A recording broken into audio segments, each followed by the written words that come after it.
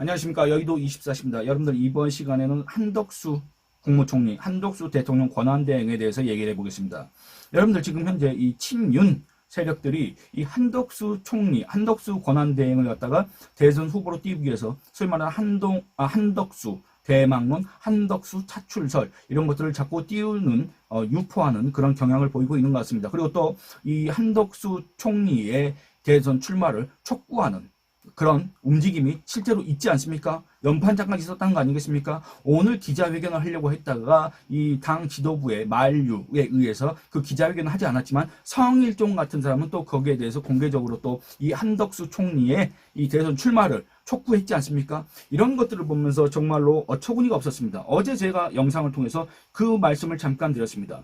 2002년 새천년민주당 대선 경선을 통해서 이 노무현이라는 사람이 이것도 속된 말인데 그때 당시까지만 해도 소위 말해서 듣도 보도 못한 이런 사람입니다. 사실은. 왜냐하면 지지율이 원체 미미했고 노무현이라는 사람은 이 김영삼의 통일민주당을 통해서 부산에서 이 국회의원에 당선돼서 정치에 입문했던 사람이고 김대중 당과는 호남과는 그 다음에 동교동계와는 전혀 거리가 먼 사람이었기 때문에 사실상 굴러들어온 돌이었다. 이거는 이제 조선일보 칼럼에서도 그렇게 규정 평가를 했던 내용입니다. 그런데 그 노무현이 김대중 당이라고 불리던 새천년 민주당에서 대선 경선을 뚫고 후보로 선출됐다 그 말입니다. 그 사람이 소위 말해서 대선 후보로 선출될 수 있었던 그 원동력은 어디였느냐? 바로 이 광주의 선택이었다. 광주에서 이 김대중의 최측근인 하나가 은 물론 이 그때 당시 대세론의 주인공이었던 이인재를 꺾고 노무현을 선택했다. 광주. 그래서 노풍이 불었다. 그 노풍에 힘입어서 그 굴러들어온 돌 그때 당시까지만 해도 이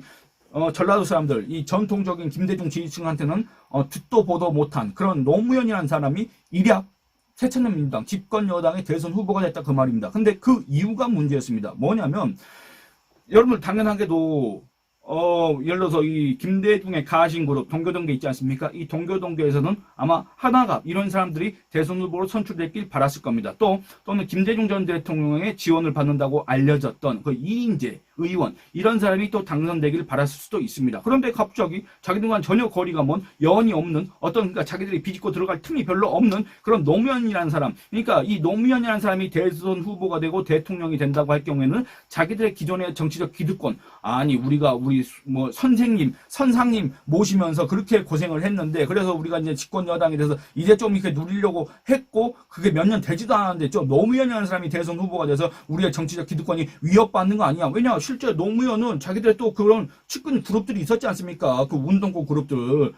그런 사람들이 이제 그 주류로 교체될 가능성이 크기 때문에 거기에 대해서 거기에 대해서 불안감을 느끼고 반발을 했다 그 말입니다. 그런데 딱히 대안이 없었습니다. 근데 그런 와중에 2002년 6월 달에 지방선거가 있었는데 그 지방선거에서 새천년민주당이 대참패를 했습니다. 그러다 보니까 그 책임론을 노무현한테 이제 전가를 시킨 겁니다. 아니 이게 다 노무현 때문이다. 노무현 때문에 우리가 지방선거에서 졌다. 아니 저런 사람이 어떻게 저 대선 후보가 있었는데 이렇게 진 거는 이거 안 된다. 바꿔야 된다. 이런 의견이 있었습니다. 그래서 노무현 교체론 이런 것들이 있었는데 그때 당시에 이제 소위 말해서 뭐 최고위원들과 그다음에 당 고문들과 이런 사람들이 다 모여가지고 회의를 했습니다. 연석 회의를 한 결과 노무현 재신임 결론을 내렸습니다.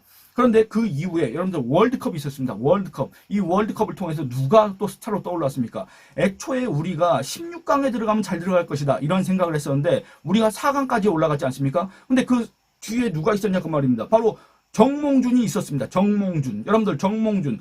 한국축구협회 회장, 그 다음에 피파 부회장이었던 정몽준이 또 스타로 떠올랐다 그 말입니다. 지지율이 폭등을 했습니다. 그걸 보면서 잠깐만 우리가 노무현 말고라도 저 정몽준을 데리고 온다면 정몽준과 우리가 힘을 합친다면 우리가 가능성이 있겠구나 라는 생각에 이제 그 새천년 민주당에서 후단협이라는 그런 단체가 등장을 했다 그 말입니다.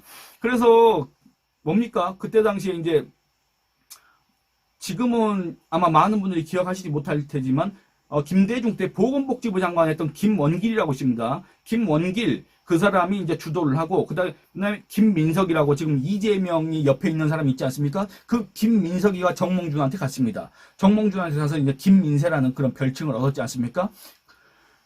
그런 상황이었습니다. 그래서 이 후보 단일화를 해야 된다. 자기들이 새천년민주당 후보로 뽑아놓고서는 갑자기 정몽준 인기가 올라가니까 정몽준이 뭔가 가능성이 있으니까 정몽준하고 합쳐야 된다. 단일화해라. 계속 압박을 했습니다. 그래서 노무현, 정몽준 해서 단일화를 한 결과 결국에는 노무현이 단일 후보가 됐고 둘이 이렇게 선거 유세를 같이 하다가 결국에는 이 노무현이 애초에 합의됐던 이 정몽준한테 뭔가 스포트라이트를 받게 해주겠다는 그런 걸 어기고 너무 앞서가지 말라 추미애도 있고 정동영도 있다 이런 얘기를 듣고 정몽준이 거기에 화가 나서 대선 전날 밤에 그걸 갖다 파기를 했던 거 아니겠습니까? 그 과정을 여러분들한테 어저께 말씀드렸습니다. 얘기가 길었습니다만 지금 돌아가는 꼴도 그런 꼴인 것 같습니다. 여러분들 국내힘에서 서로 다른 정치적 입장을 가진 대선 주자들 김문수, 홍준표, 한동훈, 안철수, 나경원 뭐 윤상현도 나온다는데 윤상현 같은 사람까지 굳이 제가 이 없는 시간을 쪼개서 얘기해야 되겠습니까? 어쨌든 이런 사람들이 결국에는 정말 치열한 경쟁을 통해서 정말 갑론을박을 통해서 유권자의 선택을 받고 국민의힘의 최종적인 대선 후보로 선출될 거 아니겠습니까? 그런데 이 국민의힘의 50명 가까이 되는 의원들은 지금 이 사람들의 경쟁에 대해서는 자기가 몸담고 있는 자당의 대선 후보 선출에는 관심이 없고 한덕수를 외치고 있다 그 말입니다. 그 이면에는 과연 누구의 영향력이 지금 이렇게 개입되고 있는지 잘 모르겠습니다. 물론 짐작가는 바는 있고 여러분도 충분히 짐작하시겠지만 어쨌든 그런 상황이지 않습니까? 그러니까 이게 얼마나 해당 행위입니까? 여러분들 그렇지 않습니까? 이 정당이라는 거는 정권을 차지하기 위해서 모인 일종의 결사체, 집단 아니겠습니까? 정권이라는 건 어떻게 차지합니까? 우리나라의 정권은 어떻게 움직입니까? 바로 이 대선을 통해서 이 행정부의 권한을 갖다가 행정부를 차지하는 게 정권을 쥐는 거 아니겠습니까? 그런데 자기들 당의 후보, 이 대선 후보를 선출하는 데는 지금 아무런 관심이 없고 이걸 어떻게든 흥행시켜야 되겠다는 그런 생각, 고민은 전혀 없고 그런 노력은 전혀 하지 않고 안 돼. 한덕수 나오라 그래라. 지금 이런 소리를 지금 늘어놓고 앉아있다 그 말입니다. 여러분들 이런 사람들의 정신 상태가 과연 정치를 하는 정신 상태입니까? 아니 이게 정치를 잘 하든 못하든 정치에 경륜이 많든 적든지 간에 이게 정치를 하는 사람들의 생각이고 자세냐 그 말입니다. 세상에 이런 사람들이 어딨냐 그 말입니다. 2002년 당시에 후보 단일화를 외쳤고 후단협을 결성했고 또 그 중에 김민석이라고 하던 자가 정몽준한테 붙어가지고 그 이후에 정치적인 고난이라고 해야 될까? 그런 것들 한번 생각해보면 여러분들 김민석이가 지금 이재명이 옆에 붙어있으니까 뭔가 정치적인 고난을 그동안에 많이 누린 것처럼 보이지만 그렇지 않습니다. 김민석이는 그 이후로 거의 한 18년 동안 정치적으로 야인 생활을 했던 자입니다. 그리고 또 그 과정에서는 이 돈 문제가 돼가지고 지금도 아마 추징금을 다 안 냈을 겁니다.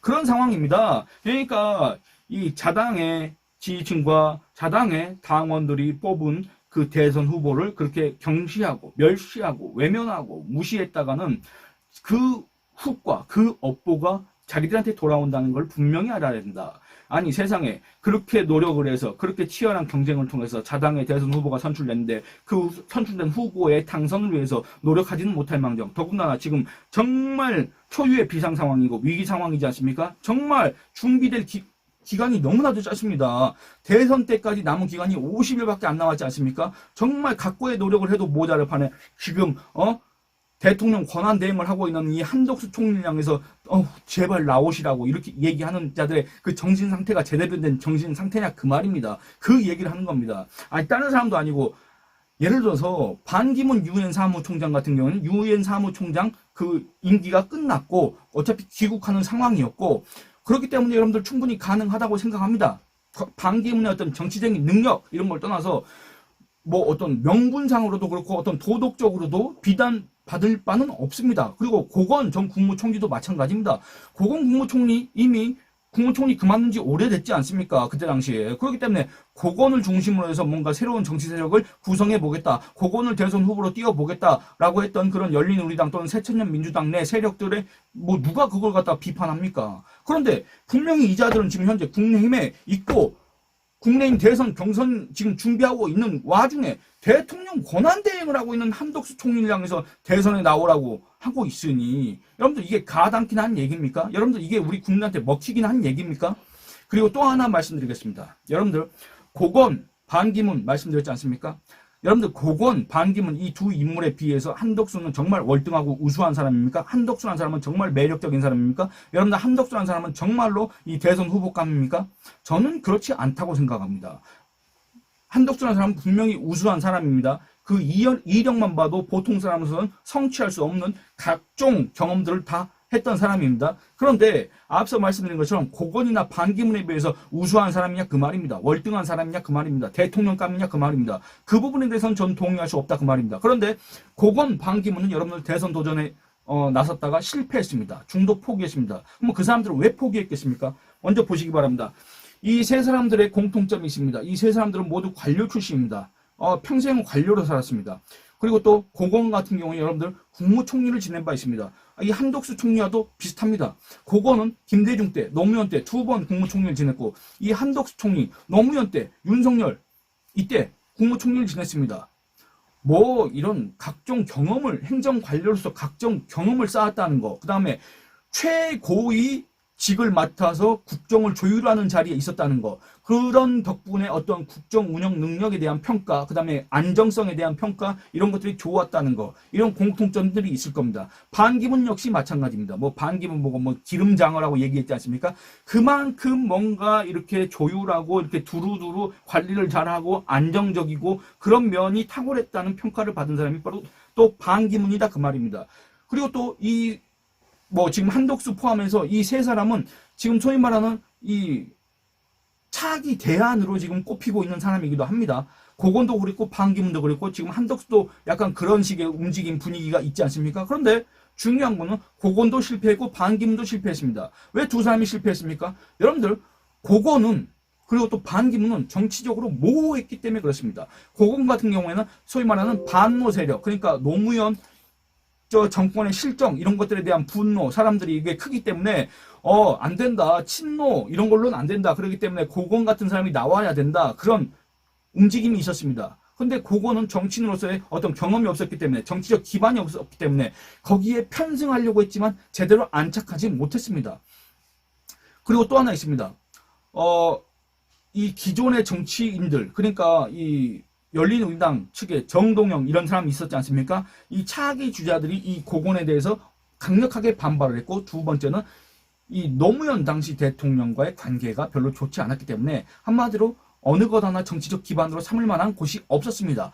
잠깐 여론조사에서 지지율이 잠깐 떴던 것만 믿고 나왔다가 정말 망신낭패를 보고 중도에 포기할 수밖에 없었다. 반기문도 마찬가지입니다. 여러분들 반기문 전 유엔 사무총장, 유엔 사무총장으로서 그때 당시에는 반기문을 띄워주기 위해서 무슨 세계 대통령이다 이런 얘기가 있었지만, 어쨌든 그런 권위는 있었지만, 그리고 또 귀국 후에 어떤 반문연대를 형성하려고 했지만 지지 기반이 없었습니다. 그때 당시에 지지율 여론조사를 보면 반기문이 분명히 1등이었습니다만 막상 이 사람이 돌아와서 자기가 어떤 정치권에 뛰어들려고 하다 보니까 지지 기반이 없다 그 말입니다. 무슨 이렇게 지역 기반도 없고, 그 다음에 자기 출신의 어떤 충청권 그런 기반도 결집되는 것도 아니고, 그 다음에 귀국할 때는 스포트라이트를 받았지만 그 이후에 언행 이런 것들이 정말 처참할 정도다. 정무적 감각이 정말 제로다. 그 다음에 어떤 언론, 국민과의 소통 이런 것도 정말 미숙하다. 그러니까 그동안에 유엔 사무총장으로서 그런 우리가 사진, 단편적인 모습으로만 봤던 반기문 이랬던 그 반기문과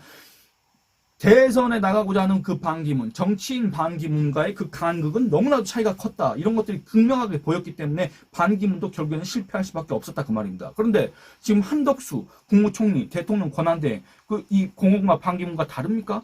저는 다르지 않다고 생각합니다. 이 앞선 두 사람과 정말 같다고 생각을 합니다.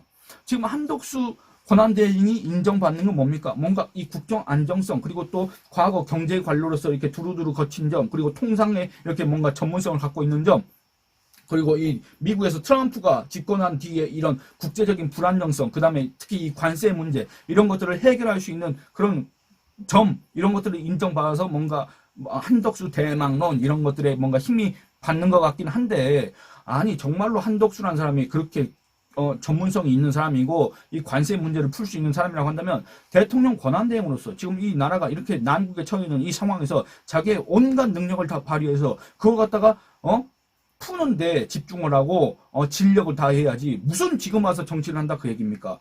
여러분들 고건과 반기문이 바보가 아니었습니다. 정말 뛰어난 사람들이었습니다. 그럼에도 그 사람들은 실패했고 중도 포기했습니다. 한덕수는 왜 그 두 사람 잘 알지 않습니까? 고건 총리도 잘 알고 반기문도 잘 알지 않습니까? 한덕수 대통령 권한 대행은 그 두 사람의 전례를 참고하길 바랍니다.